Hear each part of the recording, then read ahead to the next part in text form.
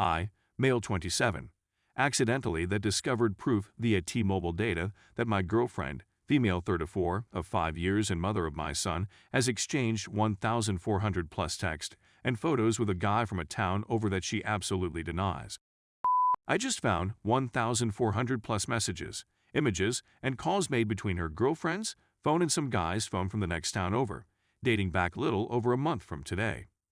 My T-Mobile account displays the kind of message, the number, and the date, but not the actual word or image content.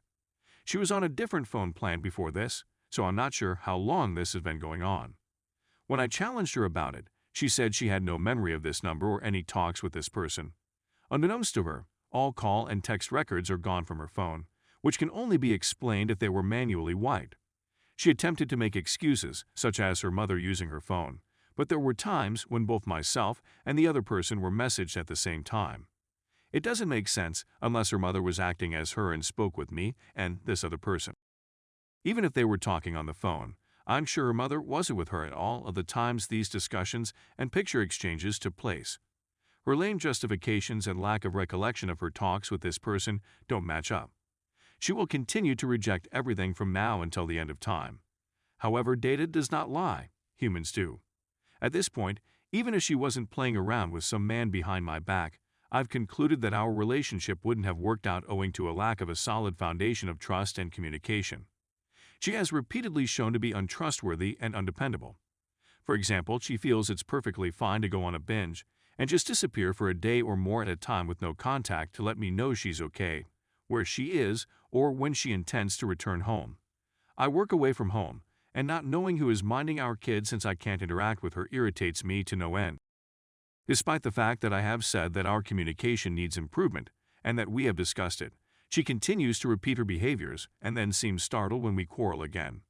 After the years we've spent together, I've realized that she really lacks the capacity to understand my point of view or how her actions affect me. She either doesn't comprehend or refuses to consider other viewpoints. It's her tail or nothing.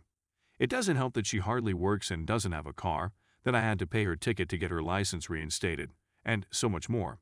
Near everything is paid for by me since I work my tail off as a full-time engineering tech for Intel while still attending school full-time on the GI Bill, so we may try to live the American dream, only for this to happen. Over 5 years were squandered attempting to transform what began as a youthful and enjoyable but tumultuous romance into a loving family connection. I realize it doesn't seem like much to some of you, but it isn't. It's the innumerable tiny things that mount up over time, the fact that the same old problems recur again and time again, regardless of how they're treated. It's almost cyclical in nature. This is, in a sense, the straw that broke the camel's back. We've conquered a lot of obstacles in the past, but I can't keep doing it. Not to mention that all of the money and effort I put into finding a home for us will be thrown away to pay for a lawyer so that my time with my kid isn't hampered by her vengeful conduct. Do you believe data recovery experts could recover the deleted text from the Android? It's driving me insane at this point not knowing. I just want to see the truth behind the falsehoods, even if it hurts. I know what has to be done. It's simply tough to do it knowing what will happen as a result.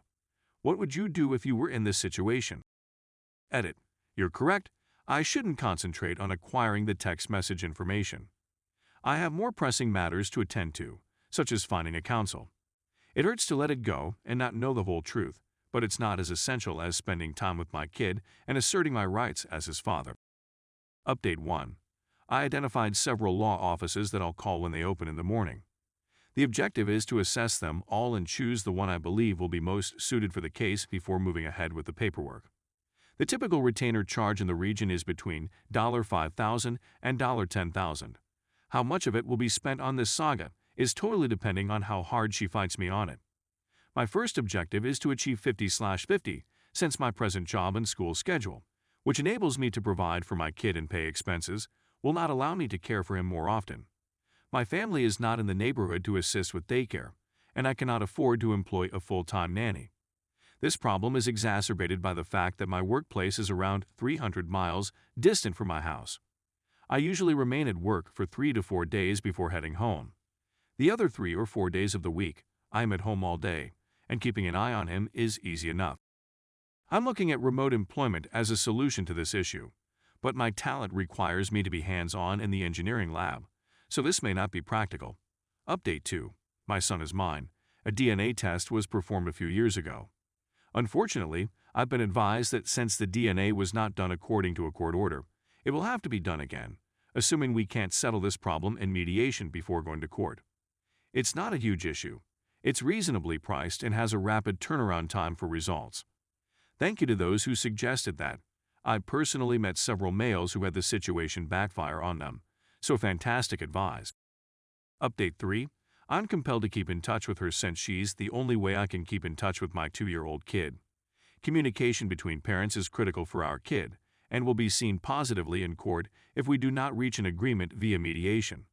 I just keep my statements neutral in tone, to the point, and avoid baited phrases and the like. Fortunately, I did get a few videos of my kid running about and being his adorable self, which is standard for her to send while I'm gone for business. That was really wonderful. Story 2. Wife cheated on me, both 23.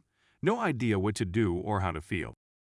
So my wife and I have been together for 8 years, married for 4, and have 2 children, daughter 4, son 3. We got pregnant when we were young and married when we were young, and I believe we were a happy married couple until lately. We've had disagreements in the past, but I always felt like we'd work things out since we both seemed to be happy again. But over the past 6-8 months, she has informed me that she is feeling detached from me and that I am not being emotionally honest with her. So we chat more, and I felt like I was being absolutely honest, but she's just a lot more passionate person, while I'm maybe more introverted. She reunited with an old acquaintance around 2-3 months ago, and I was relieved that she appeared pleased since she had someone other than me to speak to. Around the same time, I started a new work after losing my previous one owing to my previous firm going bankrupt and us experiencing financial troubles. The new work was night shift, and the hours were long, typically from 3 a.m. to 12 p.m. So I was exhausted when I got home. My wife was moaning that I was home more, but I wasn't since I was constantly sleeping, so I stopped napping during the day, which was from 1 to 3 when the kids slept, and forced myself to stay up until midnight to spend time with her. It was difficult, but I hoped she could see that I was making an effort to spend time with her and connect with her. When I asked her about it the week before Christmas, she said she didn't want to spoil Christmas, but I sensed something was amiss. So I sat her down and pushed her, and she told me she was having emotions for this friend. I was devastated, but I didn't want to shut him out of her life. I reasoned that if they were only feelings, she recognized that she still loved me as much as I loved her, and she'd be able to cope with her emotions. She confessed to loving him as much as she loved me 2 days after Christmas, which stung like hell, but I still thought she realized that I was still there for her, and when she said she needed time to figure out how she felt, I gave her time. Only 2 days later, I indicated I'd be okay with him coming over to watch movies, with the intention of going to the movies with the kids when I got home. So I went to bed about 12 a.m., woke up around 2 a.m. to go to work, and when I left, they were still up watching movies. Because work was running late, they brought the kids to the movies without me, which was unfortunate, but I didn't want the kids to miss out. When I arrived home, they were still gone, so I cleaned the house and then played some Fallout 4 while I waited. When they finally arrived home, he drove away immediately, and my wife was noticeably angry. After about an hour of chatting and trying to make her feel better, she disclosed that she had with her buddy after I went for work. That it barely lasted a minute, that they couldn't complete because they were both embarrassed by the thought of me, but that it still occurred. I was crushed, my heart was destroyed, and I wept for hours like a B*TCH. She said that, although she loved me, she wasn't in love with me anymore, and hadn't been in a long time. We attempted to make it work for the next week, but I feel like I've fallen out of love with her, only for her to declare that she's still at least a bit in love with me. We've been sleeping in separate rooms for the time being, but it's so complicated that I'm having trouble dealing. I want to remain so I can see my kids, but I can't bear the continual back and forth between wanting to be friends and screaming and shouting.